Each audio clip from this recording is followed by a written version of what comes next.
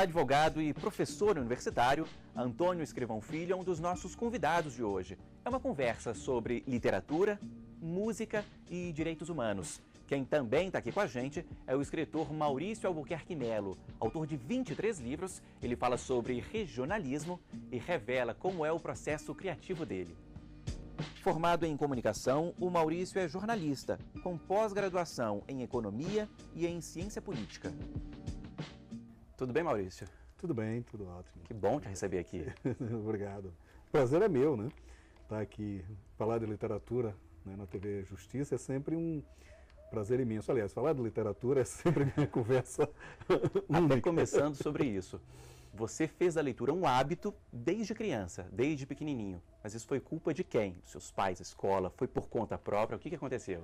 Pois é, eu não sei bem como é que isso aconteceu. Eu costumava brincar, eu até lhe falei sobre isso, que como eu jogava bola muito ruim, jogava muito ruim mesmo. Então eu nunca era escalado para time nenhum, nem quando eu era o dono da bola. Então, como eu não podia jogar bola, eu ia ler, né? Mas depois eu vi o Humberto Eco falando sobre isso e desisti de contar essa história. Mas foi mais ou menos isso. Eu sempre fui muito introspectivo. Lá em casa não tinha grandes livros, não tinha... Mas sempre tinha alguma outra coisa. A cidade não tinha livraria, mas tinha uma banca de revistas. E era vendido muito livros em bancas de revistas. Então, foi por aí. Eu comecei a ler muitos autores locais, né? Eu morava numa cidade do interior de Pernambuco, chamada Palmares, que era tida como a terra dos poetas, porque lá nasceu um grande poeta, o Ascenso Ferreira. Então eu lia esses cordelistas, esses autores locais, li algumas outras aberrações, Neymar de Barros, por exemplo, que eu li muito. Até hoje ninguém lembra mais dele, ainda bem, né? Mas enfim, sempre foi um hábito muito, né? Eu fazia muito uma coisa que eu aconselho que ninguém faça mais. Mas eu aprontava dentro de sala de aula porque me botavam de castigo na biblioteca. Aí eu podia ler bastante. Eu aconselho que ninguém faça mais isso, mas foi deu assim, certinho, né? Mas deu certo. E você passou isso para frente, Maurício, para os seus filhos, por exemplo? Como é que você transmite isso? Pois é, interessante. Meus filhos não são de ler. Eu tenho um filho que é advogado, o outro se formou em turismo e tal. Gosta dessas coisas mais aventureiras aí e tal. Mas eles não são muito de ler. O Maurício lê mais assim, aquela coisa... Literatura técnica, né? A literatura técnica, né? Eu, como pai, fui incompetente de passar esse vício para os filhos, mas é o tipo da coisa, né? A gente não passa para os filhos, mas passa. Eu fui crítico literário durante 10 anos do Correio Brasiliense, mantive o programa Leituras durante 13 anos na TV Senado, e sempre recebia e-mails e tal, como que, olha, eu gosto de tal autor porque eu vi no programa, né, e tal. Teve uma pessoa que me escreveu do Paraná que estava fazendo uma tese sobre o Antônio Torres. E tudo que ela queria perguntar ao Antônio Torres foi exatamente o que eu perguntei a ele numa entrevista. E ela queria a cópia da entrevista para usar como base no trabalho de conclusão de curso dela, né? Então, quer dizer, de certa forma eu não fiz nos meus filhos leitores, mas fiz outros leitores. Vários outros, muitos outros. Até falando sobre esses autores, você entrevistou dezenas, centenas de escritores. Você tem seus preferidos, Maurício? Você tem a sua lista? Claro, a gente sempre tem, né? É uma coisa complicada. Assim, para você entrevistar mesmo, as pessoas que são boas de entrevista, eu aprendi uma coisa interessante, que, na verdade, todos você consegue fazer uma entrevista desde que você conheça a obra dele.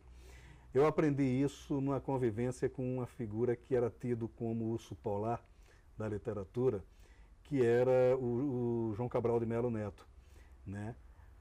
Na primeira conversa que eu tive com ele, ainda adolescente, no Recife, eu fiz uma pergunta idiota a ele, ele me deu uma resposta genial, mas tudo bem, mas eu era um menino de 13, 14 anos e tal.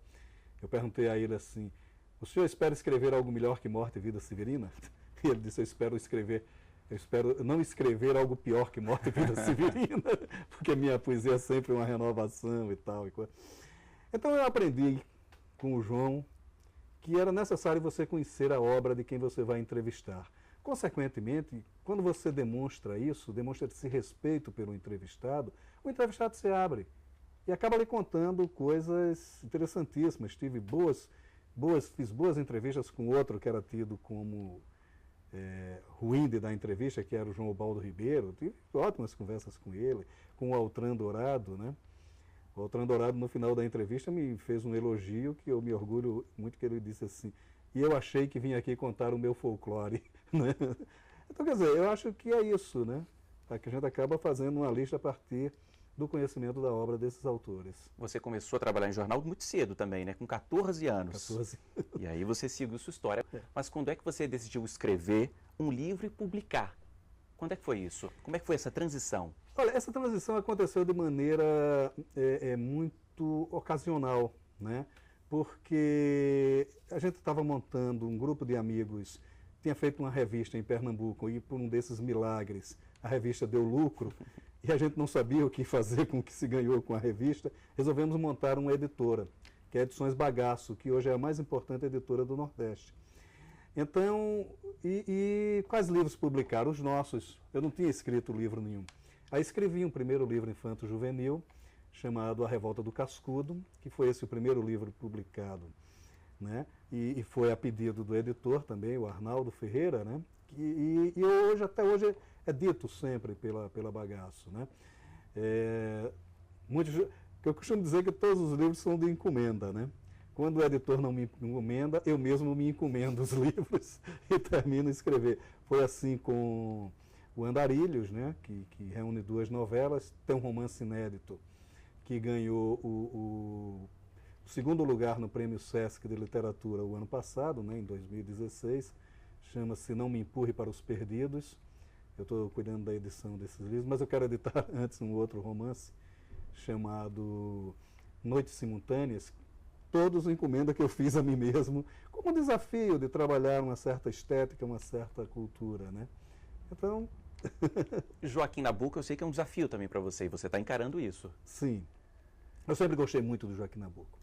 Mas eu sempre achei que eu não deveria escrever uma biografia de Joaquim Nabuco, até porque existem excelentes biografias de Joaquim Nabuco. Mas tinha um fato da vida do Joaquim Nabuco que é curiosíssimo e que é muito... Eu só conheço uma única referência a esse fato. Ele na minha formação, faz só uma linha sobre esse fato, e a filha descreve um pouco sobre esse fato na biografia que ela escreve dele, a Carolina Nabuco. Que é um fato curiosíssimo, porque ele, logo que saiu da faculdade, ele ainda estava terminando o curso de Direito, ele participa de um julgamento no Recife, de defesa de um escravo, Tomás, que tinha matado o senhor de engenho. Ora, aquilo, ele já estava condenado à morte, inclusive, à pena de morte.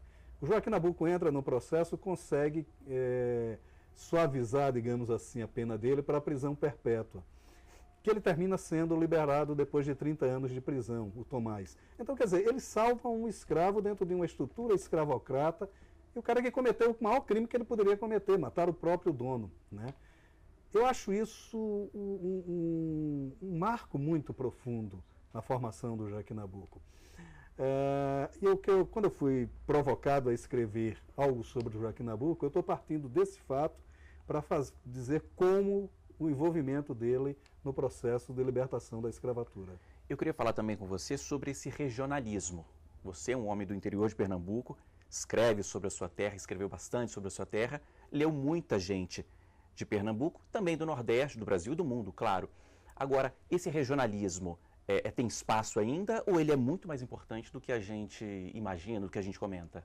Eu acho que ele é subestimado. Eu acho que há criaram essa pecha de regionalismo até a partir de um movimento regionalista criado por Gilberto Freire nos anos 20, ainda em Pernambuco, o movimento regionalista que queria se contrapor ao modernismo paulista, e se criou essa pecha. Ora, eu não acredito que exista esse regionalismo. Eu não acredito. Eu acho que as pessoas falam de uma região, mas de uma maneira muito universal. Se você pegar a cachorra-baleia do Graciliano Ramos, é um personagem de uma universalidade plena, né? Quer dizer, é um animal que sonha com um mundo de preais, onde ela poderia ter a abastança, onde ele, quer dizer... Ele diz em uma carta que ele escreve para a Dona Heloísa, muito bonito, que ele, depois que ele escreveu o Baleia, que inicialmente era um conto, ele disse: eu botei alma no cachorro. Eu não sei se cachorro tem alma, mas era necessário que ela tivesse alma, porque eu quero me contrapor ao padre José Leite. Ele quer o paraíso no céu, eu quero o paraíso na terra. Eu quero que as pessoas sejam felizes na Terra. Então, essa inquietação é universal. Tudo que o Graciliano escreveu, o Zé Lins escreveu, o Guimarães Rosa escreveu, tudo que essas pessoas escreveram, ela está imbuída de uma universalidade imensa, imensa. Então é injusto falar em regionalismo. Era a mesma coisa de eu disser que, por exemplo, que o Proust só escreveu sobre Paris, uma região do mundo. Então ele era regionalista, é Proust? Então não é. Eu acho que a inquietação que está nos personagens é que determina se é ou não universal aquela obra, né?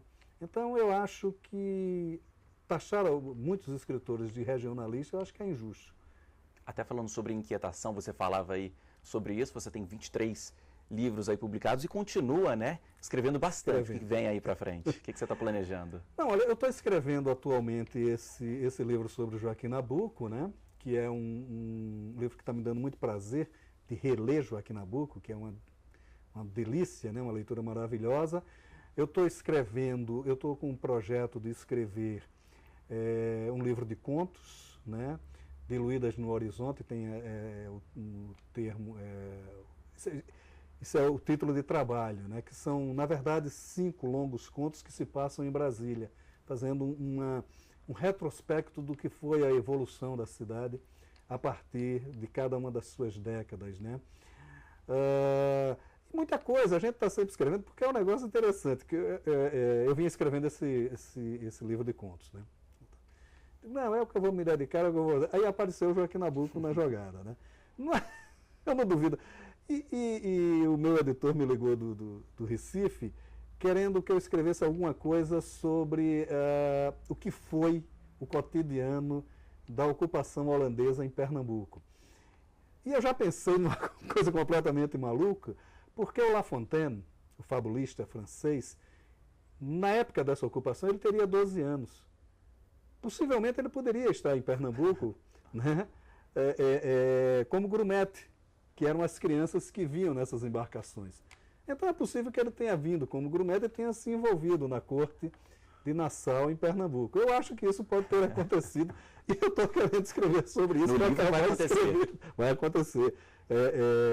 La Fontaine trabalhando com os animais brasileiros, né?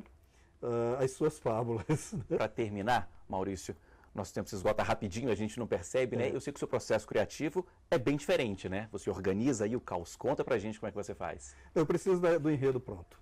Então eu escrevo esse enredo da maneira mais desordenada possível e aí vou acrescentando, vou arrumando, vou botando material de pesquisa e tal, essa coisa toda.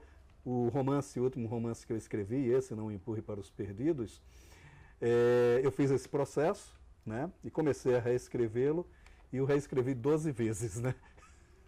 É ordenar o caos mesmo. Eu costumo brincar que eu digo, eu nunca paro de escrever o livro, eu desisto de escrever aquele livro. E aí ele sai. Aí ele sai. Ok, Maurício, é isso, foi um prazer, mais uma vez, te receber aqui no Iluminuras. O prazer foi todo meu e estamos à disposição. Joia. Bom, esse foi só o primeiro trecho aqui do Iluminuras. Depois do intervalo a gente fala mais sobre literatura, dessa vez com o advogado Antônio Escrivão Filho. É um minutinho só, hein? Não saia daí. O Iluminuras já está de volta e conversa aqui neste segundo bloco com o advogado Antônio Escrivão Filho, aqui comigo. Tudo bem? Bem-vindo, Antônio. Tudo bom, como vai? Muito obrigado. Bom, eu queria começar falando sobre isso, né? Literatura, cultura de forma geral. Eu sei que esse seu início, essa sua formação, tem muita ligação com a sua mãe. É verdade? É verdade, justamente. Minha mãe, ela sempre trouxe pra gente muito referencial artístico, cultural, da cultura popular, da música popular brasileira, sempre instigando, né? A cultura brasileira ela é muito instigante. Então, esse referencial, de certa forma, ele provocava, né, uma visão, um sentimento de mundo que viria depois com o Drummond ser compreendido um pouco melhor ainda nessa perspectiva estética, né? Então, realmente, a Dona Ana tem um papel impressionante aí nesse sentido. Sei que música também tem muita importância para você. E você faz uma ligação entre música e literatura. Mas qual? Justamente. A música talvez tenha sido esse primeiro referencial para olhar o mundo, para olhar a sociedade, para sair dessa relação, talvez, interna, familiar. Eu cresci com uma certa convivência com livros porque até essa dimensão tecnológica. Na sala de TV, a TV ela era cercada por livros na estante. Então, esse sempre foi um contato muito bom, muito interessante. Tanto livros de literatura como enciclopédia, né? O meu pai era responsável por essa dimensão mais erudita.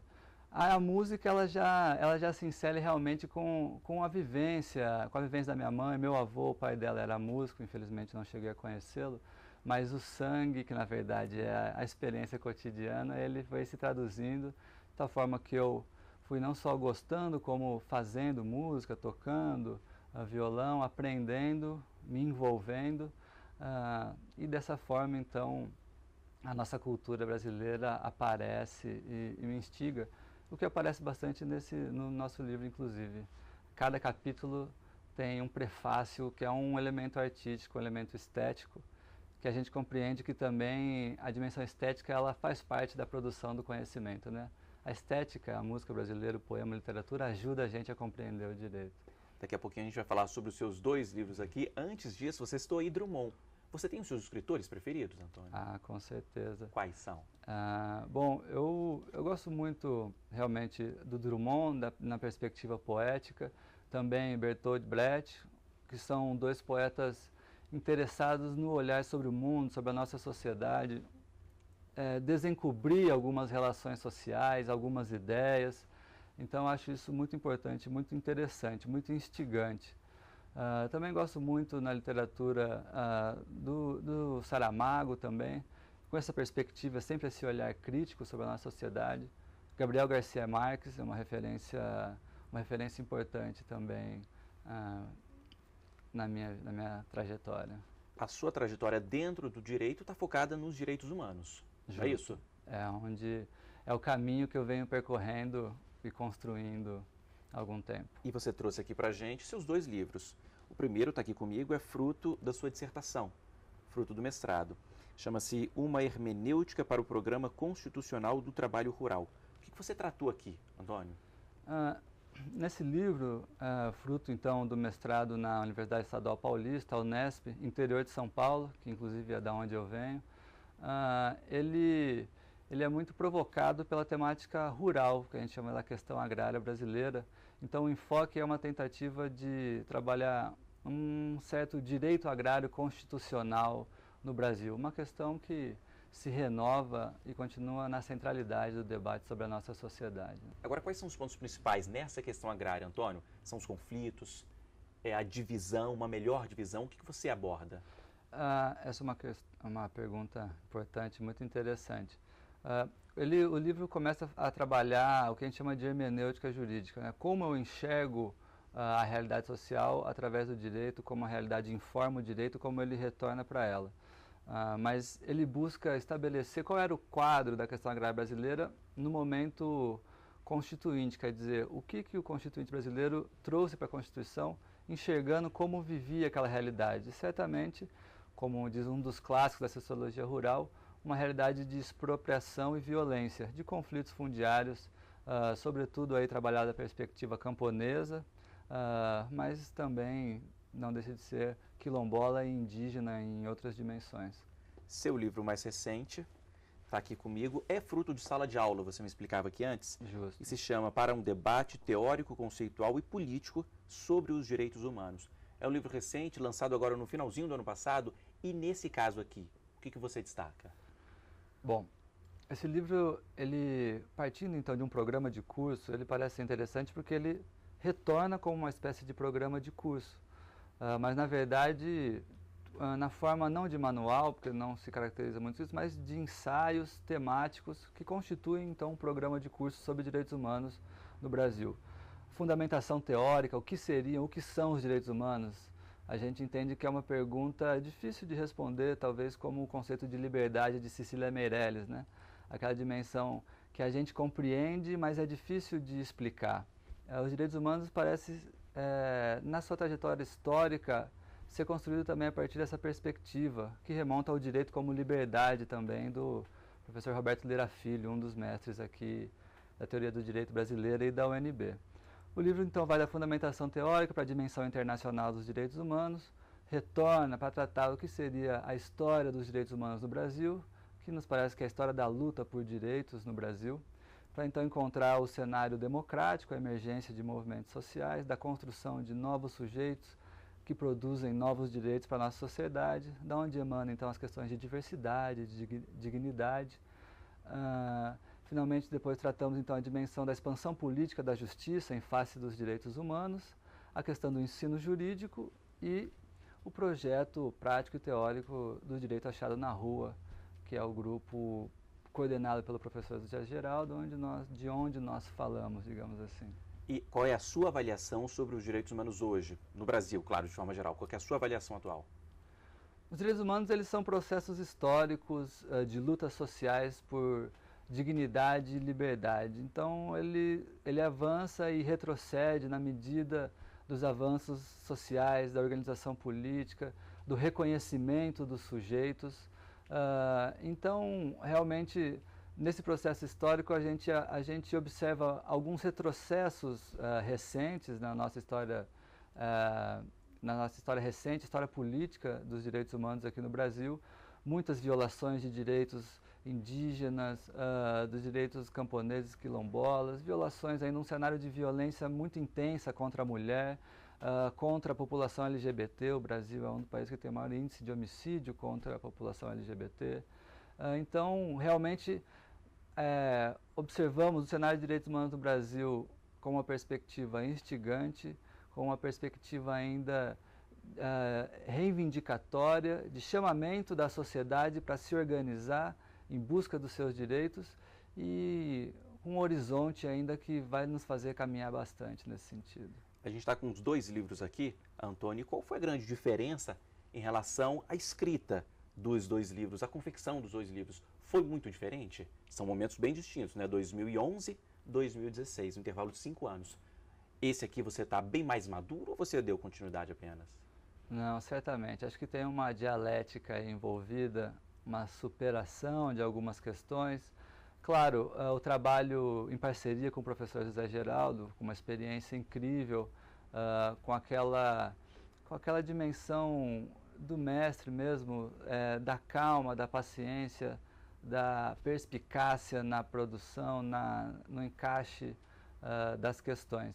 O livro ele foi gestado por cerca de 2 anos, ele foi testado antes de ser publicado em auditórios, em sala de aula, no programa de pós-graduação em Direito e em Direitos Humanos da UNB. Então isso traz para ele, de certa forma, uma consolidação, ele já tem um debate próprio que ele produziu e se ajustou a partir dessas referências que ele coletou. Esse é o processo que você está me contando. Agora, na hora de sentar e escrever, é um processo mais solitário? A escrita ela é sempre um processo interessante pensar se ele seria solitário, porque você está sempre envolto de tantas referências, de tantas obras, pessoas, de tantas ideias, que talvez a solidão... Você está acompanhado por muita gente. Isso, ali, né? A solidão física seja preenchida por uma dimensão existencial, referencial, que é bastante interessante. Agora, como é que é o seu processo de escrita? Antônio, você tem que ficar sozinho, claro, com essas referências todas, mas tem que ficar sozinho, tem um momento especial de noite, de madrugada, você come alguma coisa, você tem esse ritual para escrever ou não? É mais relaxado? Não, realmente tem que ter um ritual, tem que ter um espaço. Para mim é praticamente impossível escrever sem estar rodeado pelos livros, apesar da referência tecnológica do computador. Hoje muita coisa a gente busca, mas o livro realmente, aquela coceira de você alcançar um livro e folhear para inspirar, para trazer aquele referencial, aquela ideia, ele é realmente muito importante. Mas um processo também que ele demanda um tempo. O processo da escrita, penso que ele vai pegando como se fosse na inércia mesmo, né? Quando você se coloca em movimento, o movimento ele pode ganhar uma aceleração na medida em que ele tem o seu período, na medida que ele tem o espaço para ele acontecer. A gente falava aqui bastante, né? Falou bastante sobre escritores, sobre autores que você gosta, que você citou aqui pra gente. Agora, a gente não falou especificamente no direito. Você tem aí suas referências no campo do direito? Sim, certamente. Eu penso que no campo do direito A teoria crítica ela é muito importante para a gente compreender e olhar a sociedade sempre sempre com uma angústia ou com uma perspicácia do que ela poderia ser mais, ser outra, ser mais digna. Então, algumas referências que vêm da teoria crítica do direito brasileiro, como Roberto Lira Filho, o professor José Geraldo, uma referência muito forte, inclusive interessante estarmos aqui no Instituto Camões, é um português chamado Boaventura de Souza Santos, muito presente hoje.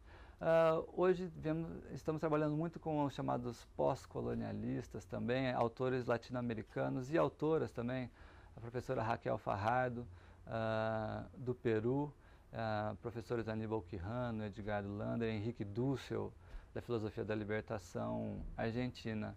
São referenciais realmente muito importantes para a gente poder pensar, refletir e também vivenciar a experiência dos direitos humanos.